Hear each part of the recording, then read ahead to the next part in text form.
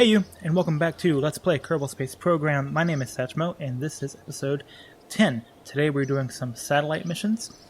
We have two that we picked up earlier. I think it was on the last episode that we're going to do. But before we do that, I want to put some satellites of our own into space, because when we do these missions, we're going to lose these satellites. We're building this, let's see. Here we go. Must be a new one built for Dinkelstein Kerbin's Construction Emporium after the contract is accepted. So we won't be able to actually use these satellites that we're putting up there. So anyway, let's go to R&D and click on Advanced Construction, because I want to grab this fairing right here, this nose cone. And let's go ahead and go to the VAB. You'll probably see a ship in here already, because this is not the first time that I've attempted to record this episode. And things have gone wrong. I had some technical problems. So I'm going to be redoing it. But anyway, let's go ahead and take a look at it. This first one, I don't need the science equipment, so let's take it off. But I will leave everything else the same. And this should be well enough, so let's just go ahead and... Oh, I should talk about it. Right, so... it's kind of the same kind of rocket as before, not as much fuel because you don't need it, but this upper stage has like 2.3 thousand delta V, so very strong upper stage because it's so light up here. And all it really is these two cores that are going to decouple. They both have a battery, they both have a way to generate power, and they have these high gain antennas. Now the thing about these antennas is that these are relay antennas, okay? These first two antennas that you have are just direct antennas. You see it says so right here, direct antenna. So it'll only go between the source and the drain, whereas these high gain antennas are, they will take the source and then they will relay that signal to somebody else who needs it. So if we're going to be doing relay satellites, we need relay antennas. So keep that in mind whenever you are doing yours. Let's just go ahead and launch it as is. I did save some time in this video, I suppose, by messing up earlier, because now I get to just launch the thing. But you don't need to see me build that rocket, because it's the same as all the other rockets, for the most part. Let's go ahead. Now, this is going to have a very steep ascent profile, because it has a lower center of mass. So while I'm going up and trying not to flip out, we'll talk about that. The lower the center of mass, the more the thing wants to be kind of squirrely and flip over. The analogy that I was told, and I like, is that it's kind of like trying to balance a broom. If you try to balance a broom on the bristles, it's very hard, because that tall, very light and thin top wants to turn over. Whereas if you try to balance a broom upside down, it's maybe surprisingly easier. If you try to balance on, say, the wooden part with the bristles down, it's actually a little bit easier to do. And that's kind of the concept in rocketry as well. The higher the center of mass, the more stable the rocket tends to be. There's obviously a lot of physics that goes into that it's maybe beyond my pay grade, but you get the idea. Now that we're up pretty high, I can start turning over. I have a little bit more authority over my vehicle. The center of mass has risen. So now I can start turning over and buy myself a little bit more time in space. We're going to bring this guy up to, let's say, 90 today, a little higher than normal. There we go. And I'm not going to worry about circularizing, because that is, because I don't want to. There's just no reason for it for this mission. We're just going to go straight from here into a maneuver that's going to fling us out past the moon. These two rockets, or these two satellites rather, are going to be, one is going to be in between the moon and Minmus, and one is going to be at the SOI of Kerbin at the very end. So let's go ahead and deploy those. Let's take a look at our antenna. We can go ahead and extend those now that we're in space. Nothing's going to get hurt up here. Go up to the apparatus a little bit higher. That's fine. And roll over. Get a little bit closer to make it marginally more efficient. And there we go. Go ahead and burn. Again, a pretty light craft at this point. So it's not going to take a whole lot to actually do what we need to do with this thing. I think I'm going to use the same craft for both missions. My private mission and the mission to the moon for the other people. At least we're going to try to. Something to talk about here too is notice how I'm catching up to the apoapsis. If I burn above the prograde marker towards radial out, then the apoapsis will actually stay in front of me, or I can catch up to it. I'm too far behind it now to do that, but that's a way that you can keep your apoapsis in front of you as you're trying to do these maneuvers. If you need to buy more time in space, that's where you burn radial out. The reverse, of course, would be burning radial in, which is towards the ground, and that'll bring your apoapsis behind you. So that's kind of how the radial out and radial in work. There's a little bit more to it than that, again, but that's good enough for today. So now the apoapsis is going to swing around and going to go out this direction, like boom. And now I'm well and truly in space and orbiting. I can continue to burn. Oop, run out of fuel. There we go.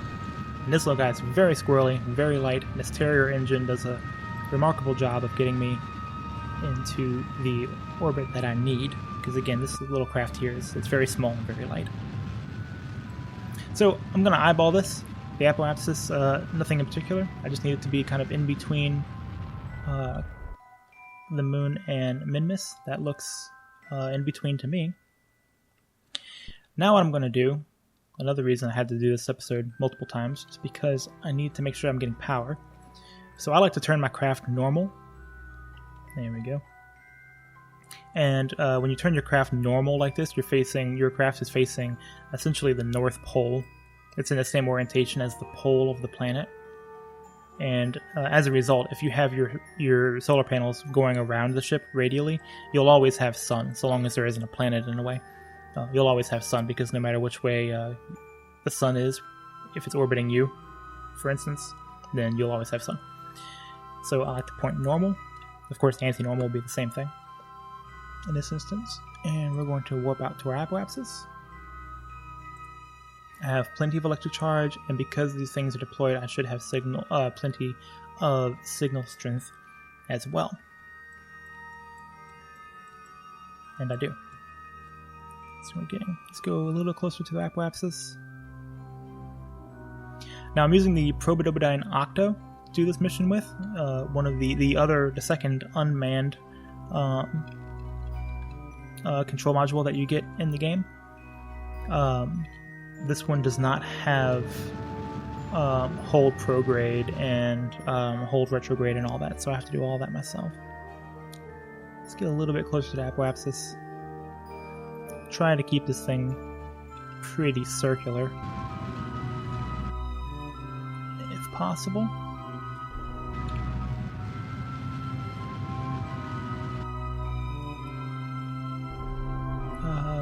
That's looking pretty close.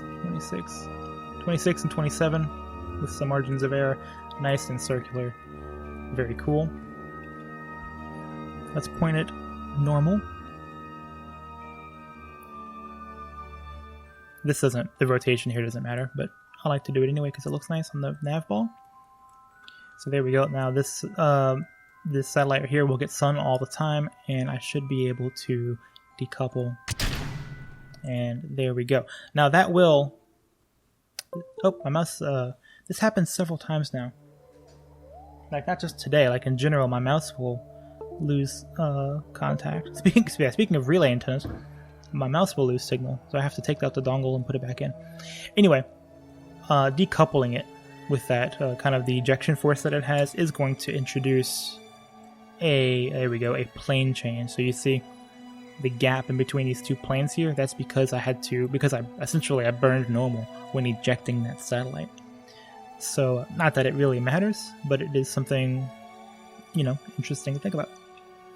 Let's go ahead and raise our apoapsis.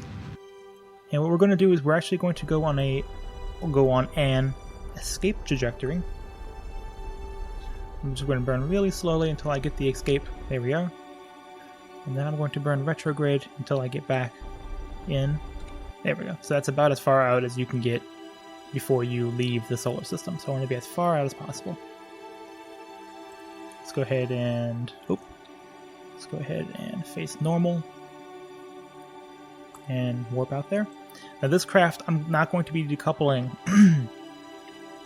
Not going to be decoupling right here. I don't have a decoupler between these stages. So this one is going to have plenty of fuel to do some work for us in the future if we need it to.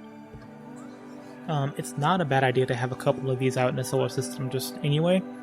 And if you ever get stranded on the far side of a planet and you don't have uplink or anything like that, it's actually pretty convenient. You can just fly a satellite that you already have in space out there and provide that relay to get you back in the network. So this is going to be that for us. It's going to be in the very edge of Kerbin's sphere of influence. And so pretty much at any time I can just make a very small adjustment and then fly myself out around the sun and go somewhere else in the solar system if I need to. Or I can of course do the same thing in Kerbin's in the Kerbal system itself. If I need to for some reason maybe go polar or do something else. So it's a very good idea. Now if I clicked over here to change the comm network, the CommNet option to network, so you can see everybody in the system here. Now, they don't connect to each other for some reason, but I guess there's no reason for them to.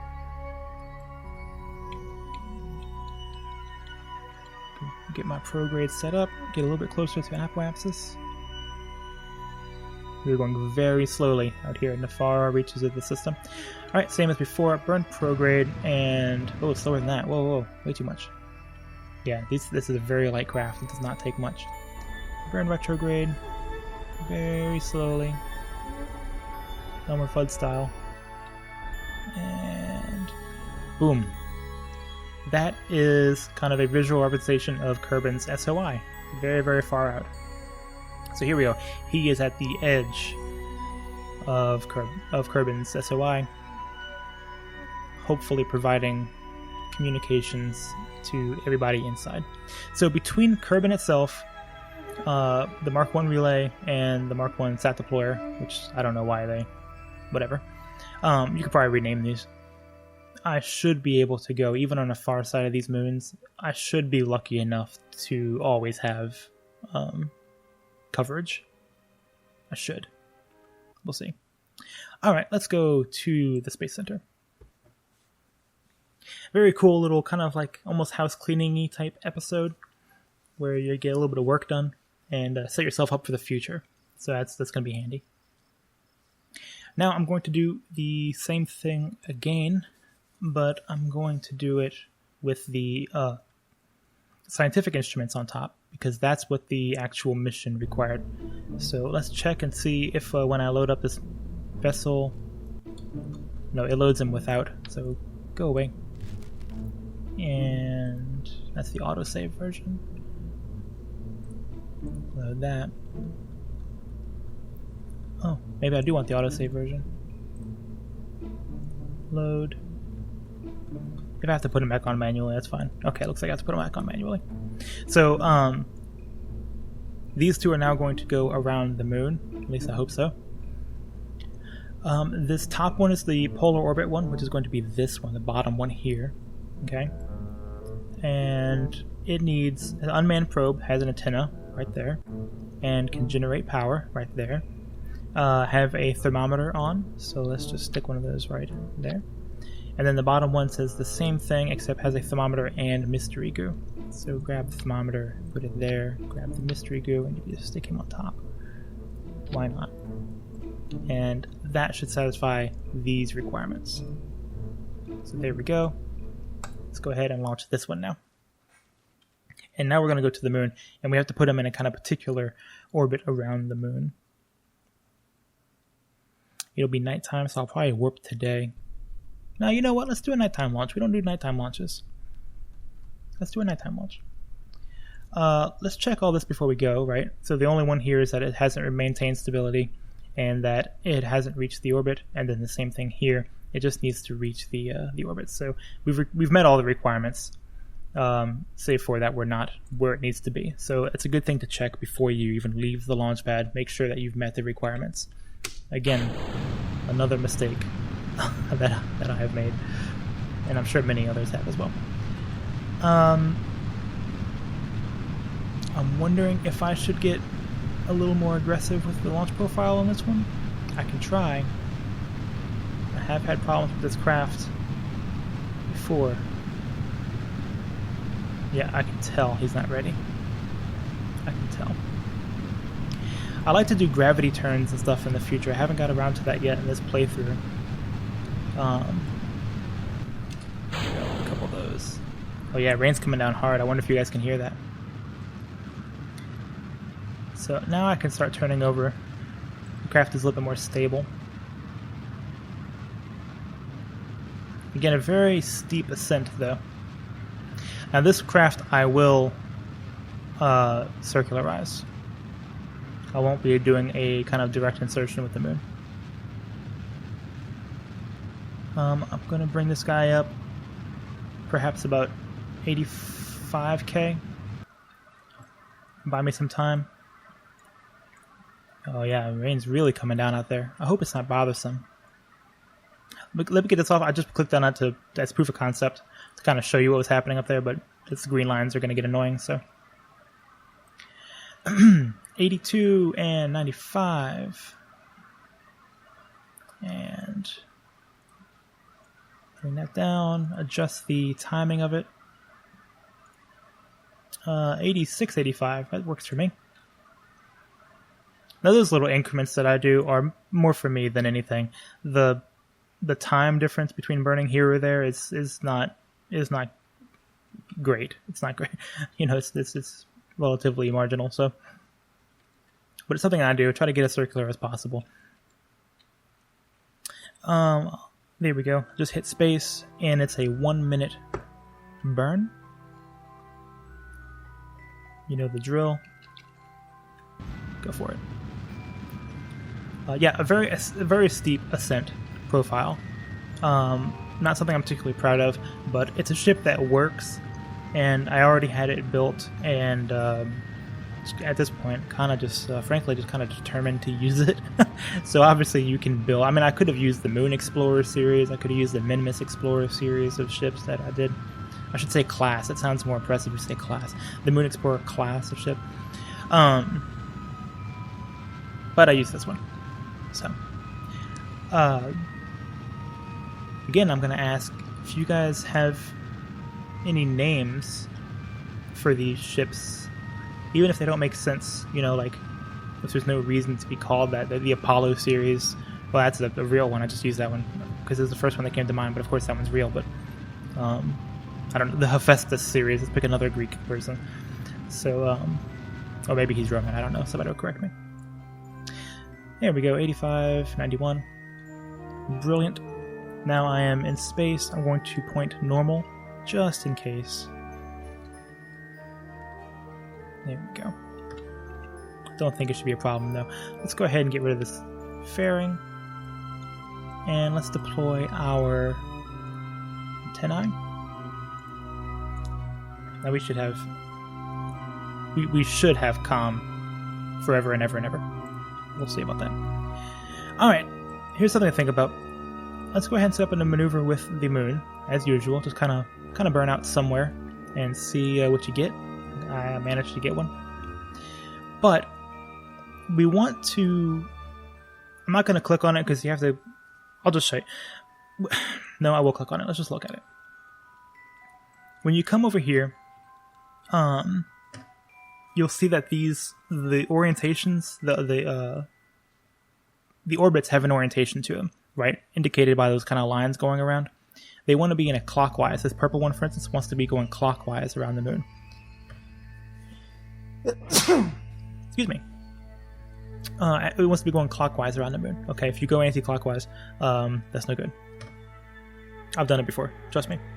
So, to get yourself in a clockwise orbit around the moon, you need to go in front of the moon. You need to pass in front of it, and then come around, and you'll be going clockwise, right? If you come in behind the moon like I am now, you'll start going anti-clockwise. So that's no good. So what I can do is I can use this maneuver node, and I can maybe adjust the time. That's the first thing I'll do, is see if I can adjust the time. And is this the encounter? That's the moon escape. So this is the encounter right there. Did I pass it up? Let's try that. And burn a little bit more prograde. Here we go. Here's the encounter come around periapse, and then here's the escape. So burn a little bit more prograde, and just kind of fiddle with it a little bit. There we go. So we come in right here, and we come around. Here's periapse. This is where we'll circularize, and then we'll be headed in a clockwise orientation, just like these are.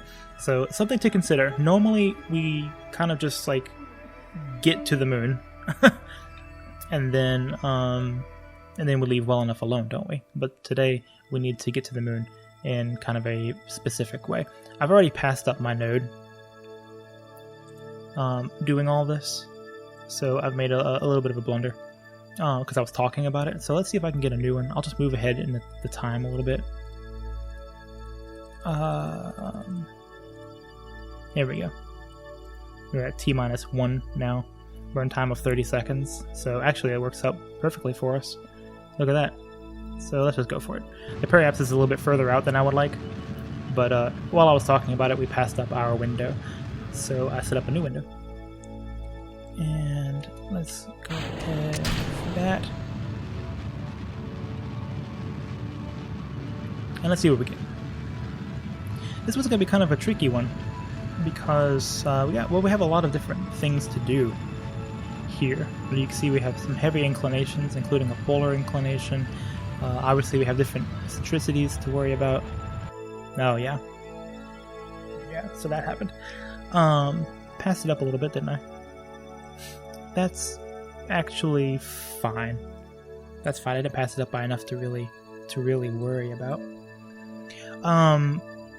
What I am going to do is set up a maneuver node. Let me switch back to my craft. We'll do things from the craft view or perspective. Again, let's point normal so I get some sunlight. Just to ensure that I'm facing the sun. And look at that, I am. And let's set up. Well, let's just go ahead and warp there. And because you have so much time out here. The maneuver node is rather trivial, like where it actually is. Set up a maneuver, and I think this is when it's going to be a radial. Here's the moon. Oh, it's not going to show me. Yeah, unfortunately, I do need to target the moon. There we go. Select this, and it's going to be a radial outer radial in, and a relatively small adjustment. Not really. That's actually a pretty large adjustment. We're already at 96 meters a second, so I'm going to leave that alone. I was thinking it was going to be a smaller adjustment than it actually is. If I would have done it maybe earlier, it would have been a smaller adjustment, but we're going to leave well enough alone, and we're just going to warp to the SOI of the moon. Let me press this button 1,000 times to come back to my ship. Elu, there we go. And we're going to warp to periapse and circularize.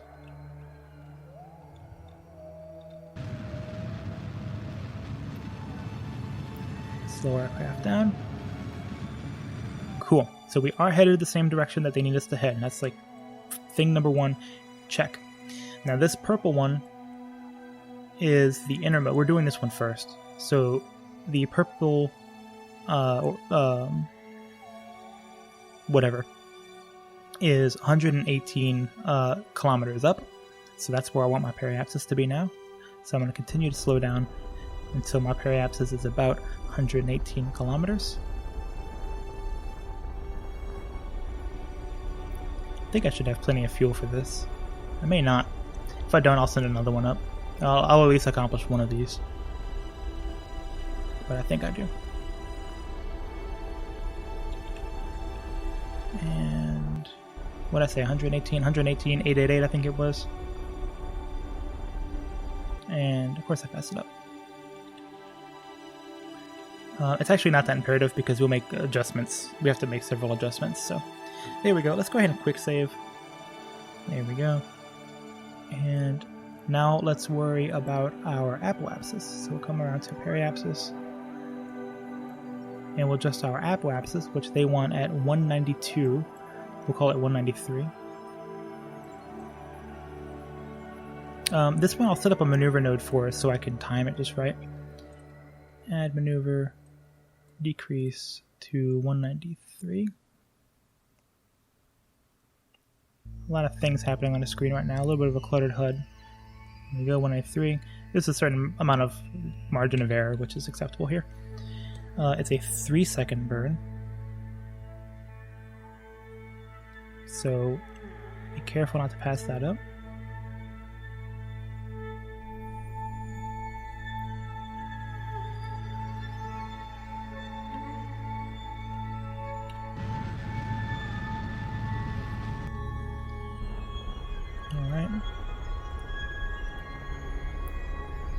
Yeah, the timing of it was less imperative than I was expecting. There you go, 18215. Plenty of electric charge still because I have all the sun. All right. Now I need to worry about our orientation. Okay. So we're coming up on the descending node. My graph is coming around to the descending node, so I'm going to burn normal. I hope I haven't messed that up. I think I'm right. Normally I'm pretty good about this, but for some reason I'm questioning myself. At any rate, when we hit the descending node, we will burn normal. Now, my periapse, here's the other thing too, is that my periapse is over here, and his is over here. So the fact that I've got it to the same, that's not good enough. We're going to have to adjust this. We're going to have to use some radial maneuvers to adjust that. So I am aware of that. If you've already caught that, I've thought about it as well. I just haven't taken action on it yet. So let's go ahead to the descending node. And I need a target. Oh, shucks. I need to find a way to target this this orientation, but I can't.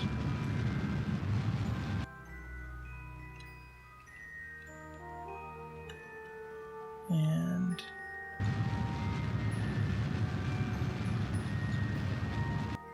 all right. That's looking pretty good. That might be within the margin of error for the game. So there we go, looking pretty close. Now, so our planes are the same. How much fuel do I have? Good, a little bit still. How much in Delta V? 708. Yeah, I won't be able to do both of these in the same craft, it turns out. Now I need to do some radial maneuvers here.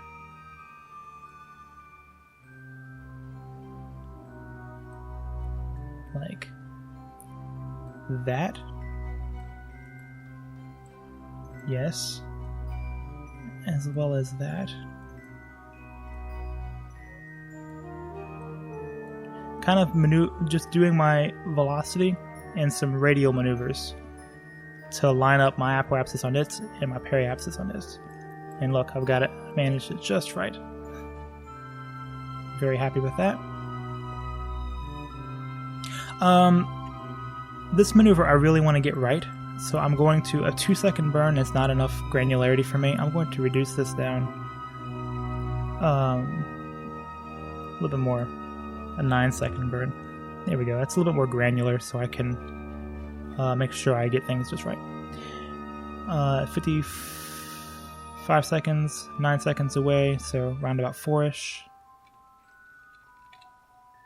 6, 5, 4. And here we go. Now the margin of error, oh, it went away. It must have been acceptable. Yep. Here we go. Reach the designated orbit around the moon. There we go. Maintain stability for 10 seconds. So there we go. I have satisfied that contract. You go away. Yeah. Okay. Let's do the same thing with this one now. I don't think, frankly, 791. I might have the Delta V. I don't know. It's kind of hard to say. Yeah, it's kind of hard to say. Here's the ascending node. Now let me do the math. Let me check this out quick, just to make sure I don't do this the wrong way. If I do a... What's the Delta V requirements for that?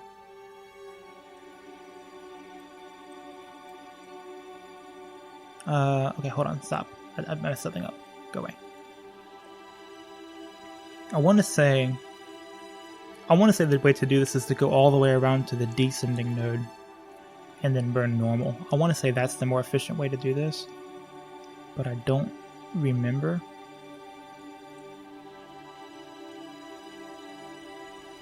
So keep filling with these. As you're burning normal, you're adding velocity. So if you just burn normal, you'll wind up flinging yourself out into space. So you need to go a little bit normal and a little bit retrograde to make it happen. So there we go. That's I think within reason. Yeah, that's within reason. 433. So I do have a little bit in the bank. I might actually be able to accomplish this. That'd be kind of cool if I could. So let's go ahead and do that. I'm going to go ahead and point normal. So again, with the sunlight business. And it's a 40-second burn. It's a pretty significant burn. Let's come all the way around. Oh, you know what? I should quick save this. Just in case.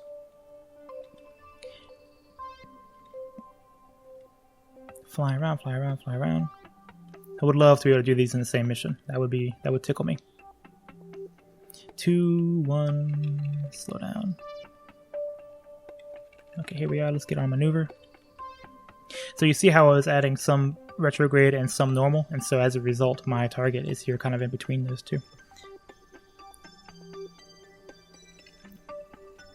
And fire away. Again, we just need to be kind of close. Oh, also I have my thrust all the way down. So this is why I was wondering. I felt like a 40-second burn was like way too long, but it's because I didn't bring my thrust limiter back up. It shouldn't matter either way. If the calculations were correct, it should burn the same amount of fuel and everything. Physics doesn't care about your thrust limiter.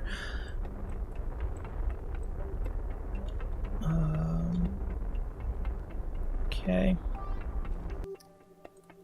Alright, so we are in plane with each other. Or pretty close. We're actually not the best, but that's pretty close. Alright, now what I can do is my next periapsis, when I get to its periapsis, I will burn prograde. And this is how I'm going to make sure that we're in line. So I'm going to come across from its apoapsis, about here-ish. And I'm going to burn program. I'll leave my thrust limiter down to make the small adjustments here. Nope, there we go. That's not great, but I can do a radial change later to change that, to swing this over a little bit. And then now I'm going to fly around to apoapsis. Let me go a little bit earlier. Right there. Alright, same deal. I'll come around here and burn prograde to bring my periapsis out because I'm a little bit low. And okay, that's about right. It's not great, but it's about right. And then now I should be able to do a maneuver and swing these two things around. Your radial changes are kind of like think about like a hula hoop. It's going to take that point and it's going to swing your orbit around that point, wherever you've made that node. So let's see, when these two lines cross, when my orbit and its orbit cross, I do a radial maneuver and it swings my, without changing too much about the actual, the altitudes or anything, it swings it over. 26 meters a second, I have 323 left. See, I doubted myself earlier, but I'm actually doing okay. Oh, no, I've passed it up. Let's just burn it anyway and see what happens. There we go. And look, it went away. Maintain stability for 10 seconds. Can do, Xanadu. Let's do this.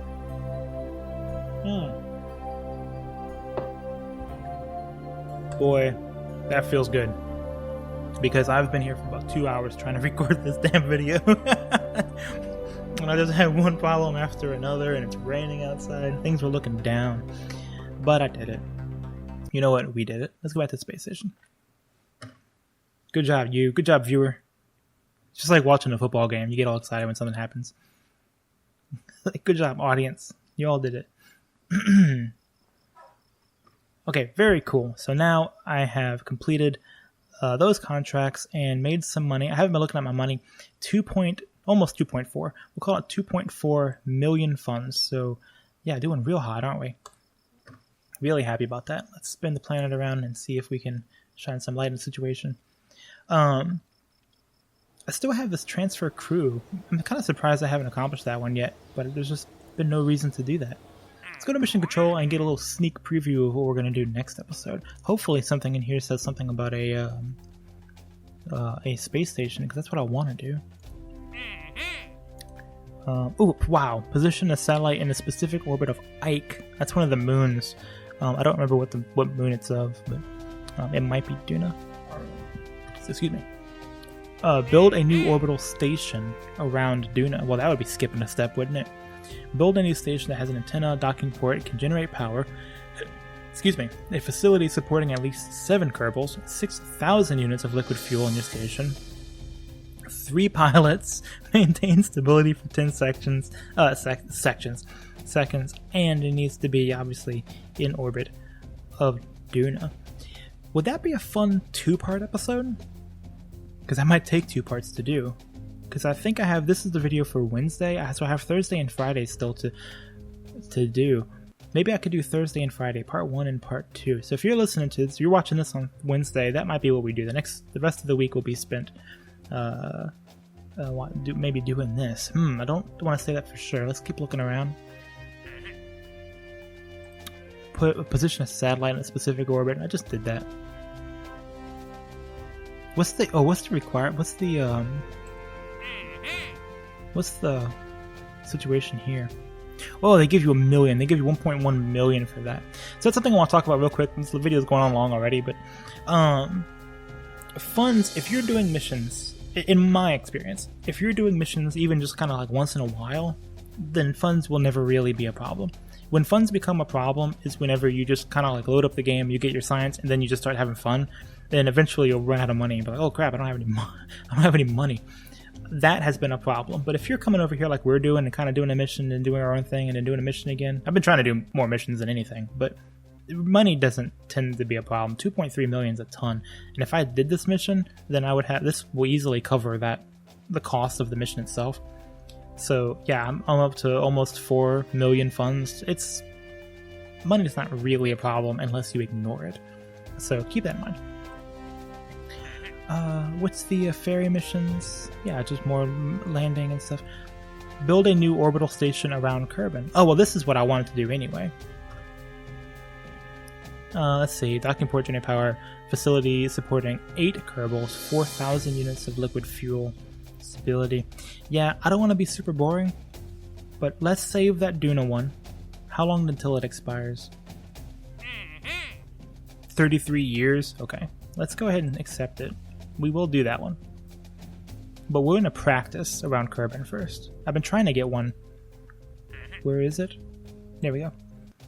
I've been trying to get a mission to do. I've been wanting to do this anyway. I mentioned in another video that this is something I wanted to do, but I didn't have a mission for it. So now I've got a mission for it. So we'll do this one next episode. And then maybe Friday's episode we'll do something else. A new service outpost on the moon. That's another thing too. Now they want us to do outposts on the moon itself. That would be fun. Something else I want to do is I want to build like a little science buggy and go to Minmus and just hop around Minmus and grab all the science from there too. So I might be doing that sometime soon. And here's one right here. Build a new surface outpost on Minmus.